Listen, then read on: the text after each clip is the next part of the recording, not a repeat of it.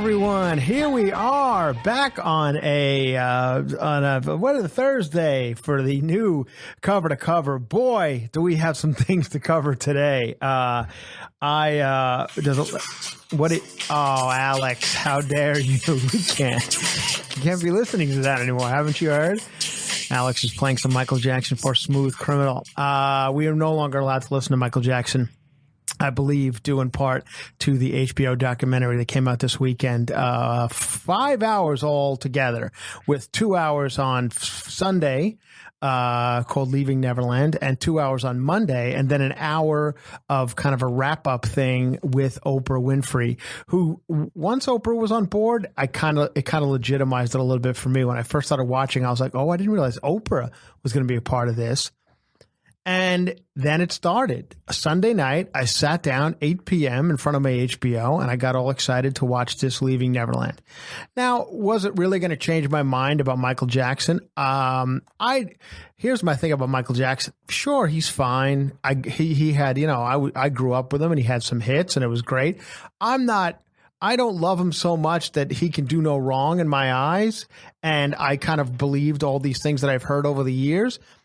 And so then this documentary starts, and it's just these two guys, Wade Robson, who people might know. He's kind of a little bit of a famous guy himself, went on to become very famous, very young choreographer, choreographed and directed a lot of Britney Spears videos and an NSYNC tour, and had his own show on MTV, the Wade Robson Project, where it was like a dance show. So he's a bit of a celebrity himself. The other kid, his name's James Safe Chuck. Here's the thing about both of these families. The one, Wade Robson, being from Australia, James Safe Chuck's from Simi Valley, California. And they both have really, really stupid fucking parents, which seems to be... I like how I knew exactly. This seems to be the element of all... First of all, child molesting is never been hotter. It's the hottest thing going right now as far as documentaries are concerned on Netflix and HBO and every other one. It's all the rage is child molesting. And it seems to be the main ingredient of child molesting is stupid fucking parents. This one...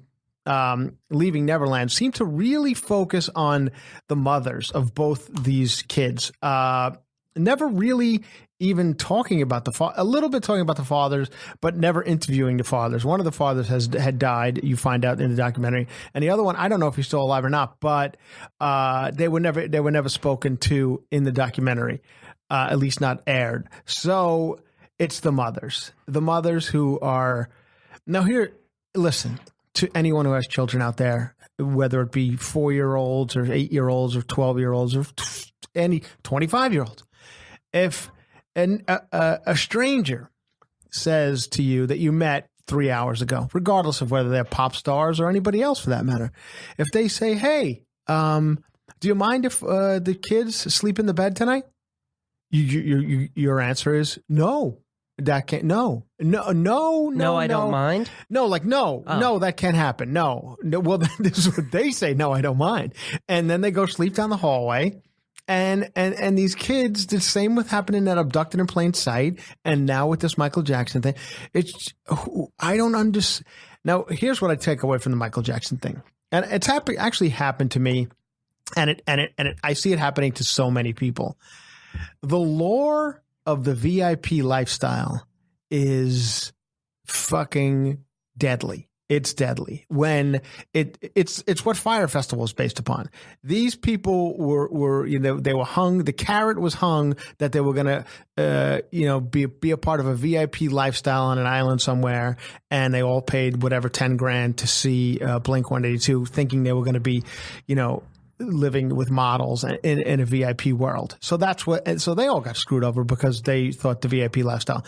These mothers of both this Safe Check and Wade Robson were enticed by the VIP lifestyle that Michael Jackson was offering them, which was first class tickets wherever they wanted to go, presidential suites in every hotel they stay at, and the mothers were buying this shit left and right, anywhere they want. And regardless of, like I guess they went to Neverland and, like they were fully willing to sleep down the hallway in another building. It seemed like a whole other area that the parents slept out while the kids slept in the room. And the one excuse kept being from the one mother, the Australian Wade Robson's mother, was, you understand that Michael Jackson didn't have a childhood, so that's why he's like this. Who gives a fuck? There's a lot of people. Richie, Ron Howard didn't have a childhood. He's fucking directed Apollo 13. You don't see him sleeping with children. He was in Happy Days. I mean, there's a lot of people who didn't have a childhood. That doesn't mean you could be Michael Jackson and looking at the assholes of the children in his bedroom. Like they ate popcorn and junk food. Yeah, and he also made them spread their assholes. Yeah, that was one of the things that he made them both do. Kids didn't. Never mind. No, his kids weren't limping back to mom. No, there was no anal. One time you hear about that later. I mean, it's honestly, the whole fucking thing is very disturbing. Like, you watch it and you want to kind of have fun with it and make fun and goof on it, but it's just like a dark situation, man. You feel bad for and I know people I don't know why people defend this Michael Jackson, to the end, but they are. I went on Twitter right after it was over, and of course there's a bunch of people, where's the proof? Where's the proof from these kids? Where's the proof? The proof is on his fucking face. Like, I know the proof is on the fact that he has a game room in his house. The proof is on the fact that's all the proof you need. Like, this is a strange, bizarre way to behave. If you're asking to hang out with children all the time, and this documentary focuses on these two, this Wade Robson and the other kid. But throughout the documentary, you learn about so many other kids along the way. And now Macaulay Culkin says no. Corey Feldman came out yesterday saying, this is bullshit. He didn't do anything to me. Yeah, he probably didn't, because you two, Corey Feldman and Macaulay Culkin, were a little too high profile at the time. Yeah. Macaulay Culkin was a huge star at that time, and so was kind of Corey Feldman.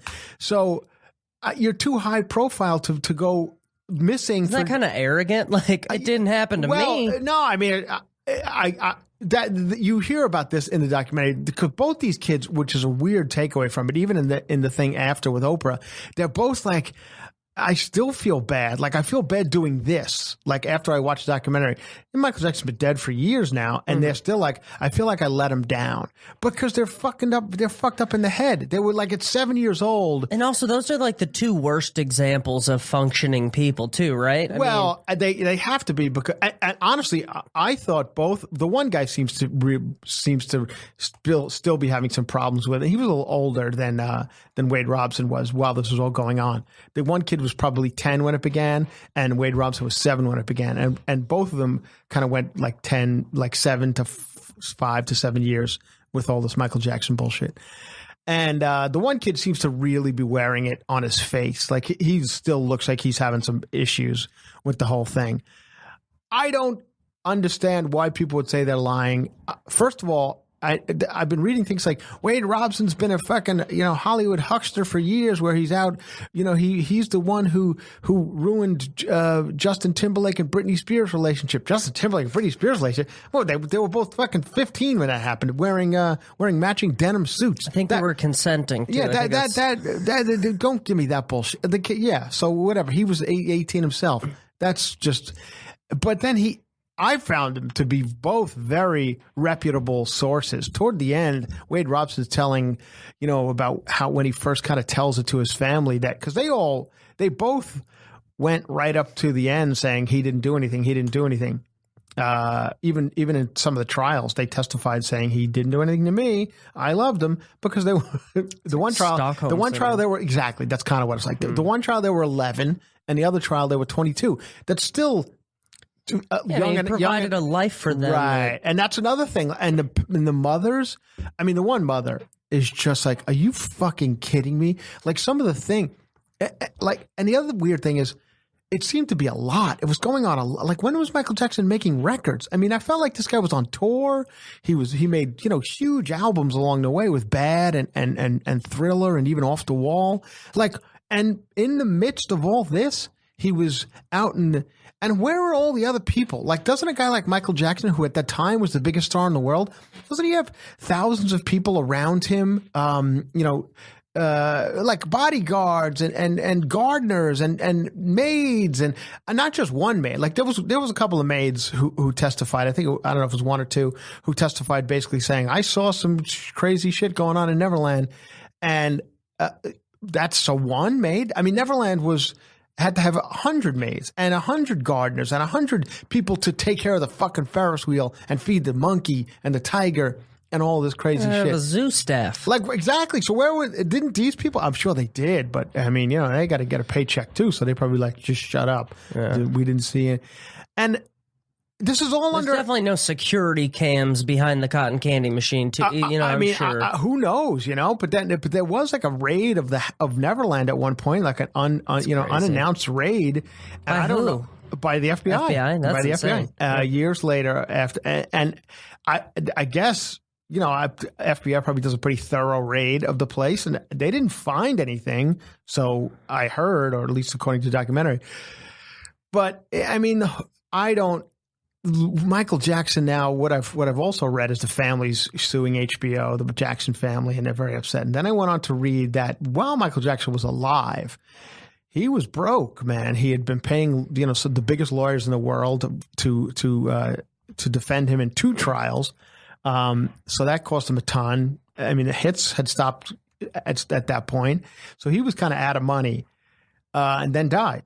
Now the Michael Jackson estate, whoever runs it, it's the Jackson family. It's got to be somebody smarter than the Jackson family, because I don't think it's Tito running the estate. Because I've now read that he is the number one money-making dead celebrity, and I heard the Jackson estate is currently making $300 million a year on all whatever Broadway shows are coming out. The show in Vegas, all these other things, every Michael Jackson thing.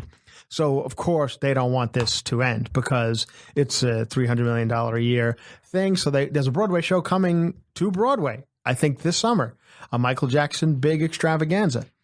Now, in this documentary, you see a couple of old Today Show clips, and twice in the documentary. It's Matt Lauer doing the interviewing of Wade Robson in one, and then talking about Michael Jackson in another, which I thought was funny. I'm like, wow. There's a guy who went gone out of the fucking world of media because of one girl saying, he showed me his dick or whatever.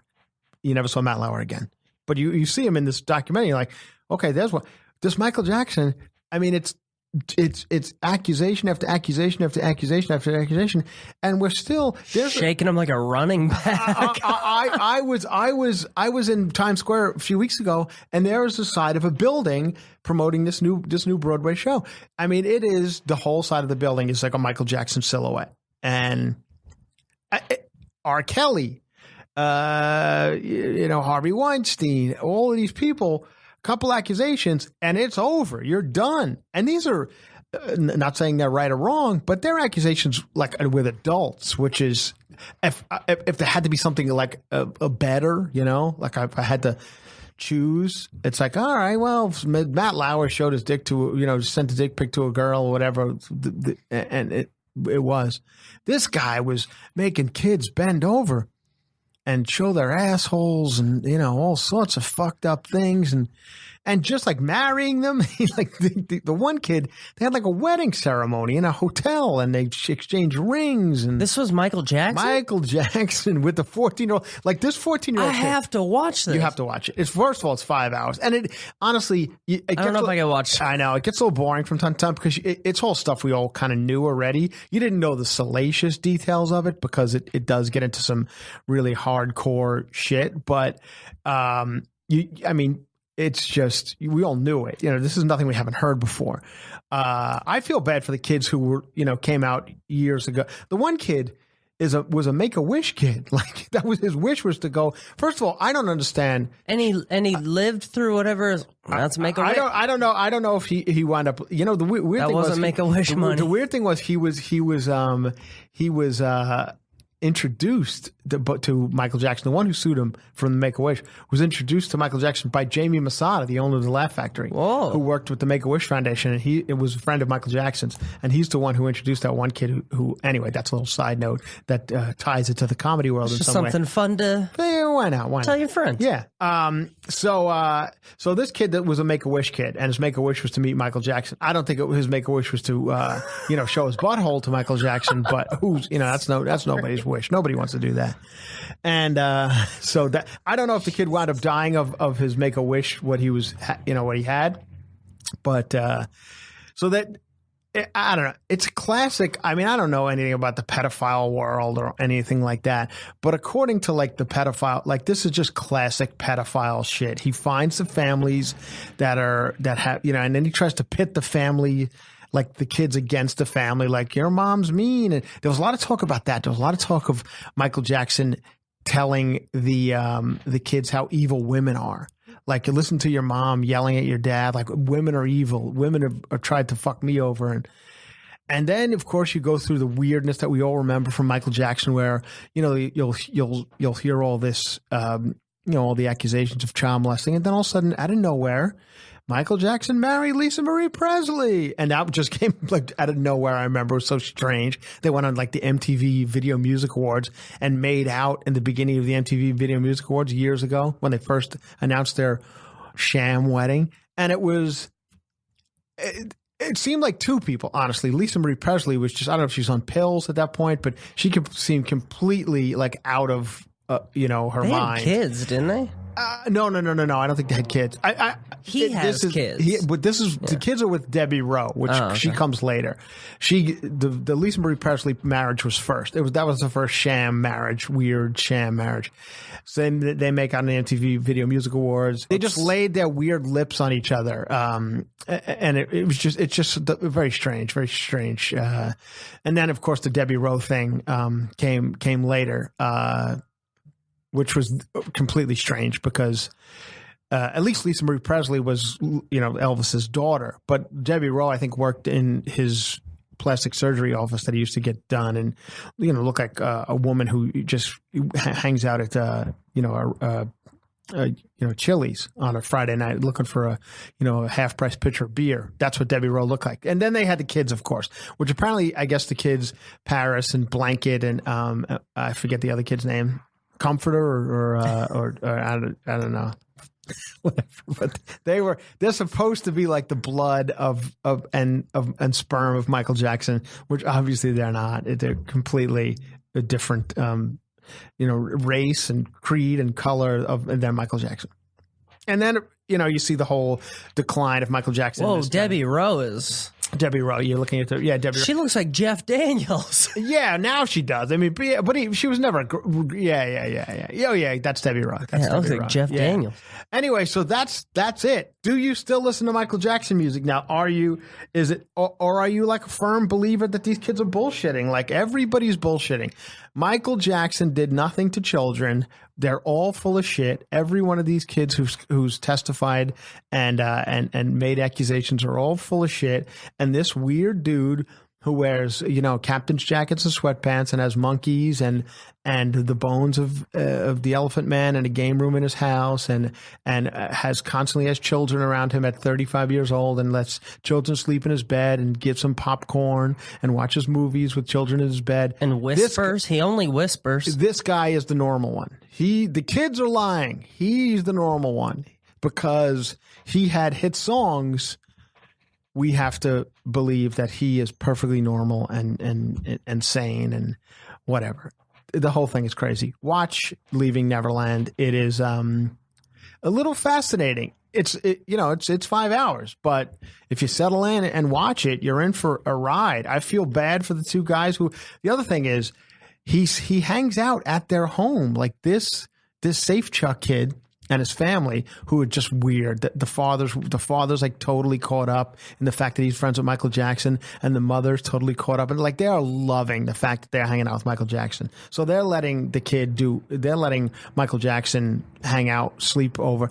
and he's coming over their house. Now they have a very modest home in Simi Valley, California, which for those of you who don't know Simi Valley, it is a suburb like any other suburb in America. It's regular roads with kids on bikes, and it's a nice area, but it's just a suburb with single family homes.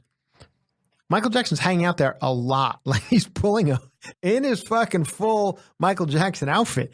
He's like, they have pictures of him sitting on the couch, and they're in a normal like living room like you would have it in Vegas where your family lives, or my house on Long Island where my pet.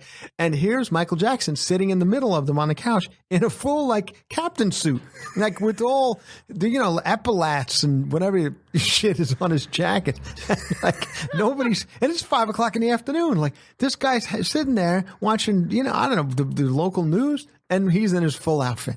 Nobody says, Michael, hey, we're all going to relax here a little bit. Why don't you put on a pair of, sweatpants? Put some jeans on there, fella. Maybe a pair of Vans. Or a polo. Slip-on pair of Vans or something. Because we're in the middle of a neighborhood and people are looking. Because you showed up here looking like a spaceman. If you didn't give his name, if you just laid that scene at Simi Valley, it's hilarious. That sounds like mental illness to a T. That's exactly. Yeah, right. exactly. I said this before in another podcast. It sounds like a glorified version of the show Baskets. Right. It's crazy. Right. Exactly. Yeah. If this is any other person, I'm not Michael Jackson, and I said this before on the podcast, so I'm repeating myself. But if this is a plumber that you know from down the street, and he wears full-on captain suits and epaulets and says, "Hey, can the kid come over and sleep in the bed tonight with me? Because we're going to watch a movie. We're going to watch Batteries Not Included." And you go, you lock the guy up. You're like, police, get over here right away. We got a problem. But he looks at the mom. He's like, I got a salon in the back room if you want to get your hair done. And that's what happened. Like it was VIP flights and VIP everything, and it's almost like the moms were like the stepkids of the I guess we got to bring your mom. Here's the thing, which you probably don't hear in the documentary, which I could totally see it. These moms, I guarantee if you went back in their history, they have a headshot from when they were 21 years old. They wanted to be famous. Yeah. I know so many people like this. They wanted to be famous, and it didn't happen, and it doesn't happen for a lot of people. And somehow they were going to find a way into. And once they got this taste through Michael Jackson, first of all, the one kid, which I always get that taste, it was the Safe Chuck kid. His mother got him into commercials very early on. That's how he wound up meeting Michael Jackson. He was a very good looking kid. Michael Jackson had good taste. I mean, these were two good looking children, and the kid is in the Pepsi commercial. I'm kidding, of course, you freaks.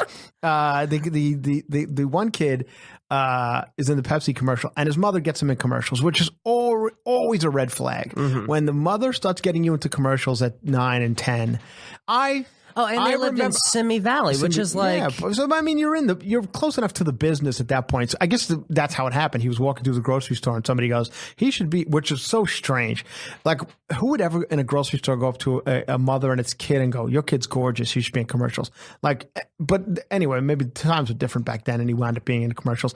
And I guess doing one of his first commercials was the Pepsi commercial. So he moved along pretty quickly into the Michael Jackson love affair they had. And they were fully like in love. They talk about it, which is so creepy, as if they are an old couple, like as if they've been dating for years. This is a 14-year-old boy and a 34-year-old man, and they're talking about it like the kid is talking about it as if he was my boyfriend, and it's just whoa. Anyway, and man, that's heavy. The whole thing is weird and strange and. And that's it. So that, give it a shot if you're interested in that sort of thing. And Michael Jackson comes on, you're going to listen to it probably. When does Michael Jackson come on, though? Michael Jackson comes on if you're on a cruise. They play it at the disco on the cruise ship. Like, I don't have Michael Jackson CDs anymore or whatever. I don't have a Michael Jackson Spotify list. I don't listen to it's been so I feel like every Michael Jackson song's been played so much that it wouldn't be my go-to, like, hey, let's listen to Michael Jackson in the car ride to the grocery store. You know what I mean? So The only time I'm going to hear Michael Jackson is if it's some sort of DJ playing it at a shitty wedding that I have to attend. So I mean, it's not much for me to. I know the other thing is, if you're a DJ, Pull it out the old circulation. I wonder if people are pulling it out of circulation. I don't know. I don't know where people stand on it. I feel like I've heard more like these kids are bullshitters than he's a fucking pedophile. I feel like I've heard more of that than the other thing. And then I was trying to think as I'm watching it. I don't understand, like, because the one kid, Wade Robson, who's an Australian, he was watching Michael Jackson in Australia when he was like 3 years old and mimicking his every move on television. And then he became like this, almost this great dancer who wound up winning a contest. And that's how he wound up meeting Michael Jackson. He's only 3-4 years old at the time. I don't remember ever being that enamored by any celebrity. Especially, like, I remember the Bay City Rollers when they were on Wonderama one time, which was like a local show in New York that we used to watch. And I remember they came on and sang, of course, completely just. What was the song you played last week? Well, last week was Convoy by C.W. McCall. You want me to cue up some Bay City Rollers Bay for City, you? Could you? Well, could you please? Now, let me explain the Bay City Rollers. I think they were from Holland or something. They were like Dutch, and they wore these wacky outfits, and they came on this morning. Now, for the Bay City Rolls, this must have been like, oh my God, what are we doing in some local shit? And I was a kid, but they sang a song called Saturday Night. Saturday night. Thank you. Here we go. Rock and roll, oh, so I gotta go Saturday night. It's the jam. It's a pretty good song. Yeah. So there's the Bay City Rollers. I was probably 7 when I'm watching them on Wonderama, and I'm like, this is the greatest thing I've ever seen in my life. They are, Bay City Rollers are amazing. That was probably my one, like, enamored by a pop group at the time. And then even the Village People. I remember the Village People being another one where, of course, back then we didn't know the gay thing. We did, and they were giving you a lot of hints. They were like, we're all dressed like, you could see 9 nipples at any time they were on stage. We're dressed like fully gay characters, and we're singing about being in the Navy and at YMCA and like gay things. We're gay, and we're called the Village People from Greenwich Village. The people from Greenwich Village. I didn't get it. I don't think my parents got it. Gay people probably were like, what's up? I think they were loving it. But they were on like regular TV on Mike Douglas show, which was another like, it was basically like a Johnny Carson type thing. And I remember like running home to watch the Village People on the Mike Douglas show. And I thought it was the greatest thing I'd ever seen. They weren't gay to me. It was just like, holy shit. I thought the construction worker guy was the most macho thing I'd ever seen in my life. Like I was probably 7, and I wanted to emulate that look. And I think still unconsciously I have, in a weird way. I think that has been. You wear a lot of vests. I do. No, but like I wear like like sunglasses, and I feel like in an unconscious way the electrician, or whatever he was, construction worker from the Village People was my fashion role model. And still, thank God it wasn't the Indian chief, because I'd look like a freak walking up and down the street with a big headdress on. Anyway, no, you get reamed for that. Those were like but I don't know if I would have if I had won a contest to meet the Bay City Rolls of the Village People. I'd be that into it. I'd be like, no, I'm good. Like, they were fun to watch on Wonderama, but I don't need to meet the Bay City Rollers or the Village People. So these guys, like, meeting Michael and then being so excited to like hang out with him. I don't know if I've ever had that type of like thing for famous people, whether it be musicians or actors. Like, remember, even as a kid, weirdly enough, I was into Charlton Heston a lot, like Planet of the Apes. Like in the 70s, he was like a Planet of the Apes and the Omega Man and Ben-Hur and 10 Commandments. Like, he was on our TV a ton, Charlton Heston. And so as kids, we were like kind of into him as an actor. But if he one day, like, I won a contest to meet Charlton Heston, and Charlton Heston turned to me and goes, "Hey, do you mind if Chris slept in my bed tonight?" No, I'd be like, Mom, don't answer. I'll take this one. No, Mr. Heston, I don't need to sleep in you. Are you sure, Mr. Chris, you don't want to sleep in Charlton Heston's bed tonight? I'm like, no, I think I'm good. I loved Ben-Hur. You were amazing, but I don't need to sleep in your bed. It feels weird because you're 50 and I'm 7. Now Charlton Heston walks in and he's dressed just like the construction worker from the Village People. No, I was. Yeah, well now I'm sleeping with him. But and he's got a theme park. I guess Charlton Heston have a theme park and all of it. But I was trying to like put my head around like who would I be like enamored by to the point where I'd be so excited to like go to their room and stuff. Like nobody, like I even like adults that I knew in life, like not outside of celebrity. There were no adults that I was like, God, I got to go hang out with that adult person. Not even my like uncles and aunts and stuff. I mean, I like them. They were good people, but after like Christmas, I didn't need to go hang out with them socially. You know what I mean? Yeah. I don't know. The whole thing's just strange. Check it out. Let's move on to some other. Very easy segue available here. Yeah. Let's move on to some other topics. If you guys have seen it and watched it, I know many of you have, and go on all the pages and talk about it, and on the cover to cover Facebook page, and we'll discuss it. I know some of you, are still Michael Jackson, hardcore believers. So that's fine. That's okay by me. Do what you got to do. Another big story that came out today. Oh, let me just run by a few dates while we're at it. Let's, why not go from Michael Jackson right in. Hey, you want to meet a big celebrity, kids? You kids want to meet a big celebrity who won't sleep with you in your bed and give you popcorn? You could meet me at Hyenas in Plano, Texas. I love. It'll be March 14th through the 16th. It's a Thursday, Friday, and Saturday, 14th through the 16th. Then I take my shit internationally and I head up to the Comedy Cave in Calgary, which I saw a thing yesterday on the news. Calgary was so cold, some guy's fork actually froze while he was eating noodles. Did you see this? Mm-mm. He was eating noodles or whatever, and the noodles froze while he was taking them to his mouth with the fork in it. So he just like left his hand, pulled his hand away, and the fork was stuck in the noodles. That's how cold Calgary was. Not stopping me from going there.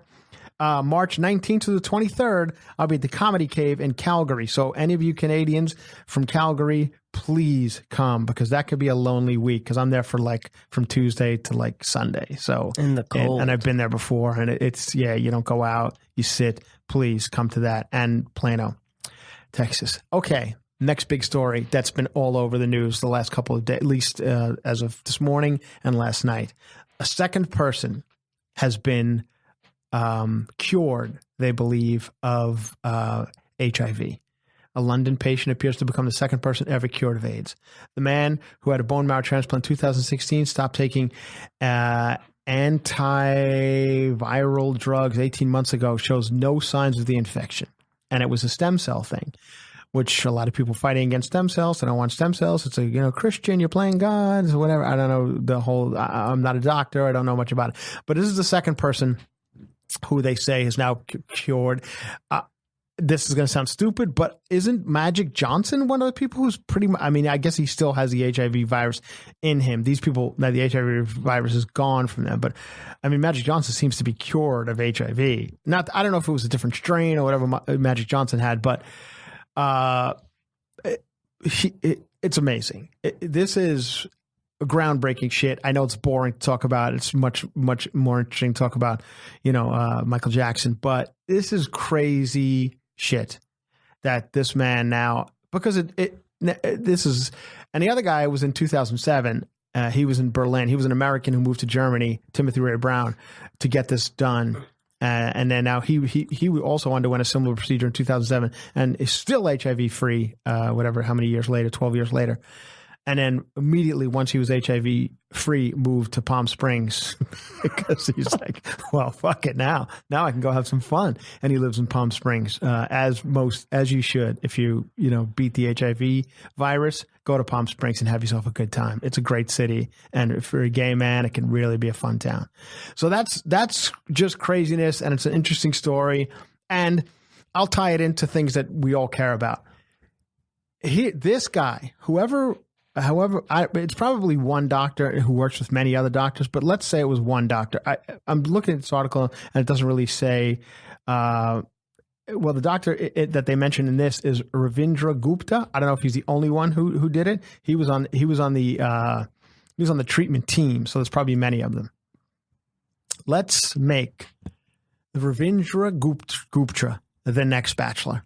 You want to make somebody we should be holding up to a higher level in life. It should be Ravindra Gupta, who came up with the stem cell cure to HIV for this guy. I don't know if it's a full cure yet, but it's a step in the right direction. Instead of the stupid fucking virgin football player who, I guess last night, I watched The Bachelor last night for I've never watched the Bachelor episode in my life.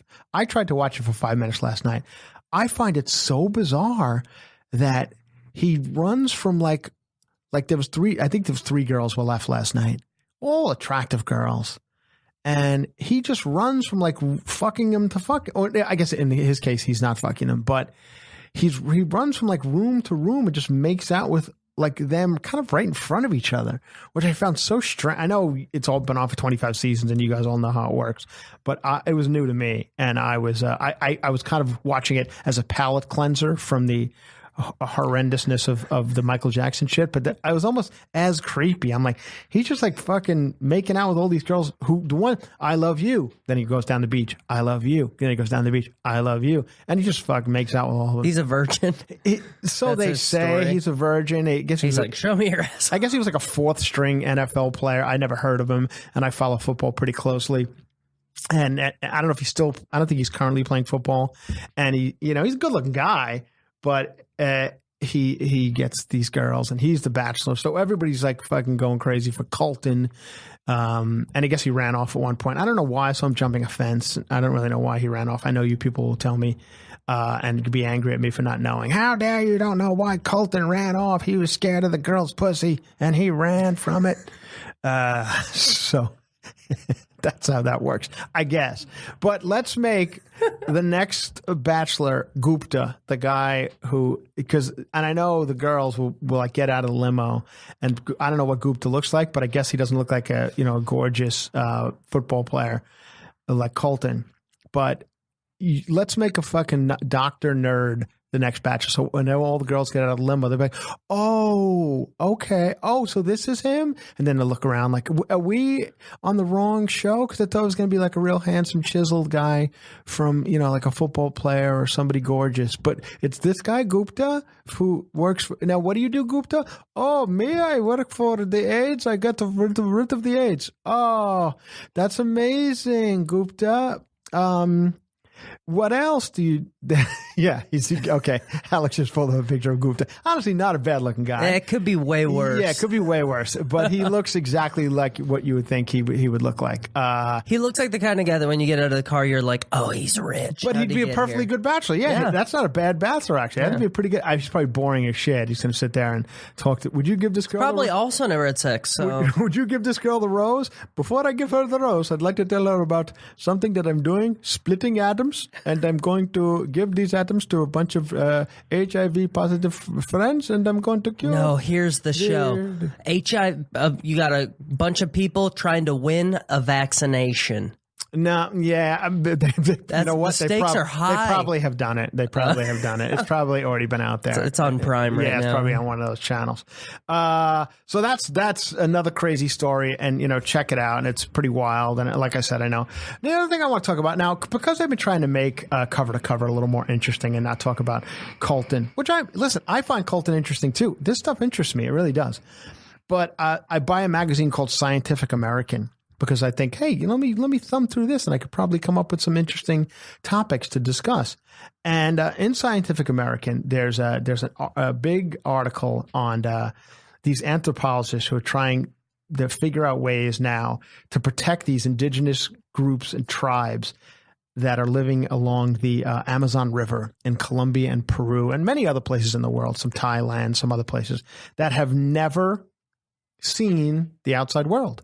They spot them from, drones and helicopters and stuff, and they've never spoken to a person outside of their own people, and they live off the grid, no anything, no nothing, indigenous to whatever country they're from. And now as the world spreads, and in this case, these people are in Colombia, and these drug cartels are like going through these jungles and like killing them because they're making the cocaine in these Colombian jungles. So they're trying to figure out how to like move them without like meeting them and or giving them our fucking diseases and shit. I don't know if you remember a couple of years ago, which I thought was like the greatest story ever. There was a guy, a Christian guy. He was a 27-year-old Christian guy. I forget his name. And there was one of these tribes in Senegal, which is Senegal, I believe it was, or I could be wrong on the country, but it's a country that these people had never been, visited by any other human being other than them. So this guy made several attempts to try and bring Christianity to them, like on a boat. He was like, "Hey, I'm out here. I'm going to show you guys the way to live Christianity." And they basically, shot arrows at him, saying they didn't speak, but they're like, "We don't want it. Stay there. We don't want it." So this is a very interesting article about how they're trying to figure out how to help these people, And the other thing that was weird is they do send one person from their tribe. Now they don't speak to anybody or see anybody but they do send one person from their tribe every like couple of months to a city in Peru or Colombia to get like supplies. So they showed pictures of these people, and I'm like, oh, this is going to be crazy against these people who you've never lived in the outside world. And they show a picture, and one kid's wearing a Guns N' Roses t-shirt. I'm like, what? Where do you get that? Like, oh, because they go and they pick up clothes for them. So they have a soccer ball, and they're in short. I mean, they look like they were in Glendale. So I was like, oh, well, I thought they were going to have like plates in their lips and shit. But and it's fast. I thought it was fascinating. Like sometimes I'm a little jealous of sometimes when I watch things like Colton jumping the fence and the Michael Jackson documentary, I think to myself, wouldn't it be great to just live in the middle of the jungle in the Amazon and not know anything about any of this shit? Like it seems to be. And if these people do start to come into society, I would like them to be cover to cover listeners. I'd like to throw that out there now to any of you people living on the Amazon and not knowing anything about the outside world.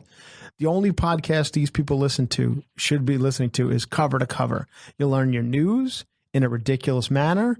Very, very little facts, but very strong opinions is the way we do our news here at Cover to Cover. We have strong opinions, zero facts. That's Cover to Cover. Okay. It's very similar to the regular news, actually. Yes, so. In a way it is. In a way it is. So did they propose, is there an idea on how to move them, or is that just like, we'll talk about fixing the problem? It's difficult because, I guess they can't get these diseases. Once they get any diseases that wipes the whole like we, I guess people who are from, areas that are, what do they call them? Like where we live. Metropolises. Yeah. I mean, we are fucking full of diseases. Like back in the Spanish people, that's how you killed entire races of people. When the Spaniards came to Mexico and America, they killed the Aztecs. And that movie that Mel Gibson did, what was that called? He was chasing the... I have no idea. The Patriot? No. The Patriot. Yeah, it was the Patriot. No, Mephisto or whatever. Anyway, it's about these people running from but the Spaniards basically killed their diseases, killed entire countries, races of people. I learned it watching John Leguizamo's one-man show on Netflix, which I found very interesting, as a matter of fact, called Spanish History for Stupid People. And it was excellent. John Leguizamo. Check that out on Netflix if you're interested in these sort of dumb things that I talk about. Pete Davidson is going out full on with that girl, that really pretty actress who's 48 or something. I saw the memes of them kissing. Yeah, they were kissing. They were making out at a Ranger game. It's like Beckinsale, is that right? Beckinsale, Kate Beckinsale, yes. And okay, good for him, I guess. People say he's ugly, but I don't find him ugly. I see the attraction to him. He's got kind of like he's an odd looking guy, but in an attractive way. He's like lean and thin and got like big lips, and I get it. I see the attraction to the guy. He's funny. Kate Beckinsale, I think, is 48. I read yesterday. So 22, 32, 42. So that's bigger than the difference between Wade Robson and Michael Jackson at the time. You know what I mean? But I guess it's just about perspective. You know, it's weird when it's one guy's 34 and the other guy's 7.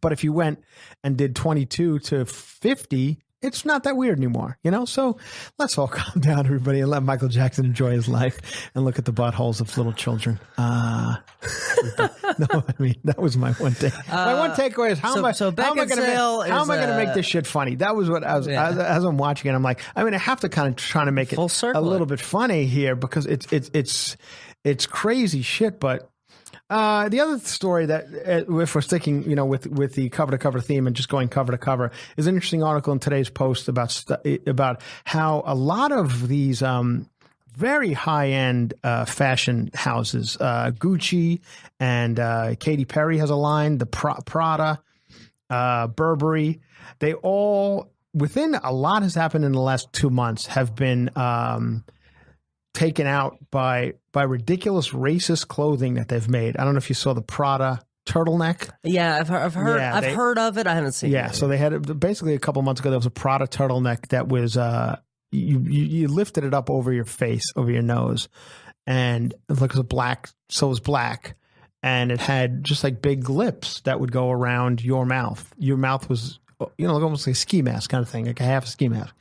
And it looked like blackface. It did. It looked like they were making fun of, like, there was it looked like Al Jolson when you pulled it up high. It was like big red lips on it's ridiculous. So that was Prada.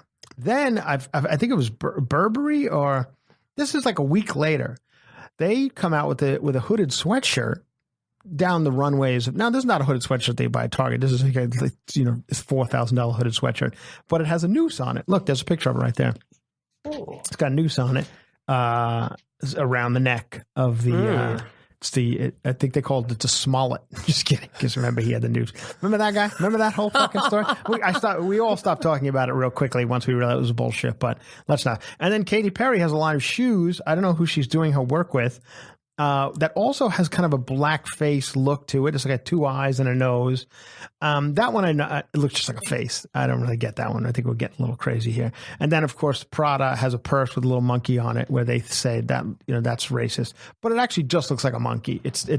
So there was that. It is pretty strange. All these things that. And then I don't know if you remember a couple of years ago, one of the really high end, one of the Dolce and Gabbanas, or one of them was like real. They have video of him like drunk in Paris, like screaming about Nazis, and he's a Nazi, and he's going on kind of. I want to say it was one of the Dolce and Gabbana guys, but I could be wrong. I should look it up. But he's screaming about all sorts of crazy racist shit, drunk. Does it twice. There's 2 videos of it on YouTube somewhere. Check that out. How are we doing on time, Alex? We are at about a little more breaking news. In the world of Twitter. If you don't mind me talking about Twitter for a little bit. In the world of Twitter, we have some breaking news. Caitlyn Jenner just tweeted. Caitlyn just tweeted seconds ago about the weather here in Los Angeles, which has been very nice. And she's excited because it's been raining a lot. And because of the rain, we're getting a lot of flowers and foliage that we hadn't you know, that we don't normally get here in California. So Caitlin's in Malibu, and he is. I'm trying to look it up now. Shit, how do you spell Caitlyn? Hang on, everybody, hang on. Oh, here it is. Okay, here's the latest tweet. Okay, here's what he says. No, that's not the one that was just reading. I had a great time distributing. Caitlin's donating. Oh, he has a lot of retweets. Okay. Where is it? Son of a bitch. It's all fucking retweets. Help make a life right. Caitlyn Jenner now. Oh my God. Look at that picture. Wow. Okay. That's Caitlyn looking real big in a shoulderless gown, looking like a linebacker. Looking jacked. Yeah. Real jacked. Shredded. Yeah. Thank you to all who helped defeat the bathroom bill in Texas. The country's got it back. Finally, some good news for the trans community. Thank you. I can't find it. I just read it this morning. You're welcome. Love to you too. He just retweets shit. Anyway, I can't find it. I wanted to read the tweet in Caitlin voice, but I can't find it. Anyway, let's kind of what was the gist of it? The gist of he was looking at love and support to Travis and Kylie. You're so talented. Oh, the Grammys. That Grammys. How long ago was that? Oh, I must be looking at an old. This must be a fake Twitter account I'm looking at. Caitlyn Jenner.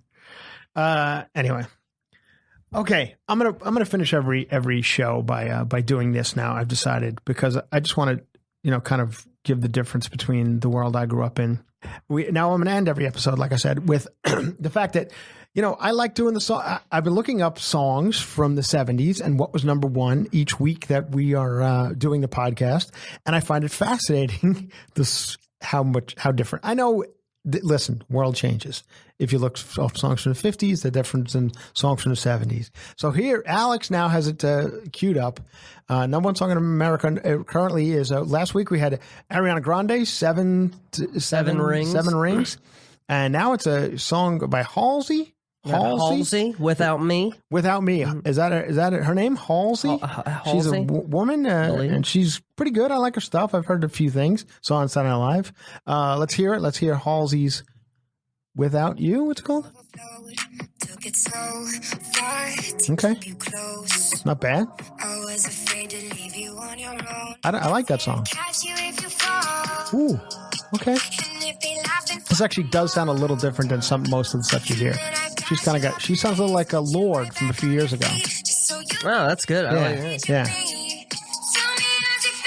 Okay, now people know this song. This would be something like you guys, if you listen to like pop radio, like 102.7 W blah blah blah. This is going out to Halsey. Halsey plays like the Jingle Ball and stuff. This is pop music. Okay, not bad. Pretty good, Halsey. Nice work. Here's the number one song. In 1975, this week in 1975, went on to become an absolute enormous hit, biggest song of the year in 1975. And it shows you how different things were, because basically a guy saying, listen, everybody, I'm dying.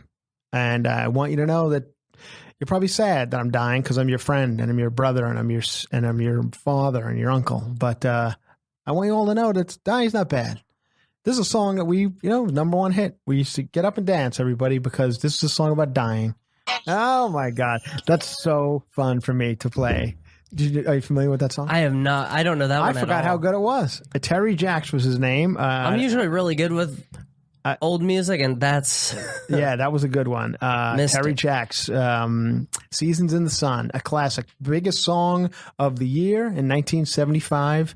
And Halsey's, that's the number one song in America currently. Without Me. And not a bad song at all. So one more quick thing before we go. Luke Perry. I didn't know Luke Perry. I didn't watch 90210. I was a little older. For that, I know it really affected people's lives, but it was sad. I have to say, when I read it yesterday, I was like, "Wow, he seemed like a nice guy," and it's sad. And I have to say, we are the same age, so that was a little shocking. He's 52, I'm 52, and so yeah. Good. Rest in peace, Luke Perry. You seemed like a sweet guy, and did some good work over the years. I remember the bull riding movie that you did. I think it was called 8 Seconds. I watched that, and I liked you. I liked it. I liked you. I liked your look. I liked your haircut in 90210. I think I might have emulated your look once or twice. And rest in peace. I hope to you and your family, Luke Perry. Thank you all for listening. Goodbye, Papa. It's hard to die. Good night.